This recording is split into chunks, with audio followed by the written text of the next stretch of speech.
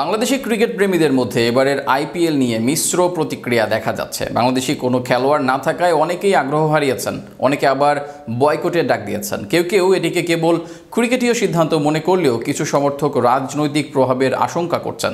তবে আইপিএলে জনপ্রিয়তা থাকায় এখনও অনেক বাংলাদেশি দর্শক লিগটি উপভোগ করছেন, তবে সেটি পূর্বের তুলনায় অনেক কম। এসব নিয়ে বিস্তারিত থাকছে প্রতিবেদনে।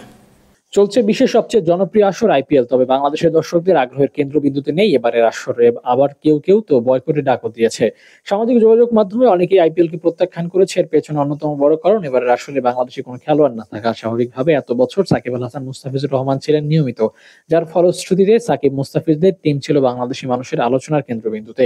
তবে এবার বাংলাদেশ থেকে কোনো খেলোয়াড়ের সুযোগ মেলেনি, যার কারণে বাংলাদেশি ক্রিকেট প্রেমীদের আগ্রহ হারিয়েছে এবারের আইপিএল আসরে। বাংলাদেশের ক্রিকেট প্রেমীদের মধ্যে এবারের আইপিএল নিয়ে মিশ্র প্রতিক্রিয়া দেখা যাচ্ছে। একদিকে অনেকে মনে করছে আইপিএল একটি বাণিজ্যিক ফ্র্যাঞ্চাইজ লিগ, যেখানে খেলোয়াড়দের দলভুক্ত করা সম্পূর্ণই দলগুলোর কৌশল ও চাহিদার উপর নির্ভরশীল।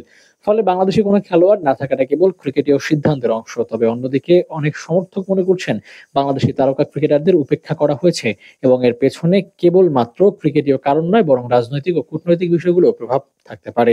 বিশেষ করে সাকিব আল হাসান ও মুস্তাফিজুর রহমানের মতো তারকা খেলোয়াড়রা নিয়মিতভাবে আইপিএল খেলার অংশ নিলে বাংলাদেশের দর্শকদের আগ্রহ স্বাভাবিকভাবেই বেশি থাকে। তবে এবারের আসরে তাদের না থাকায় অনেক ভক্তদের মনে হতাশা কাজ করছে।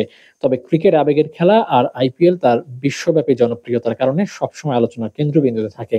বিশ্বের অন্যান্য দেশের মতো বাংলাদেশেও এখন অনেক ক্রিকেট প্রেমী আছেন যারা দলবদল, খেলোয়াড়দের পারফরমেন্স কিংবা ম্যাচের উত্তেজনার কারণে আইপিএল দেখছেন এবং উপভোগ করছেন।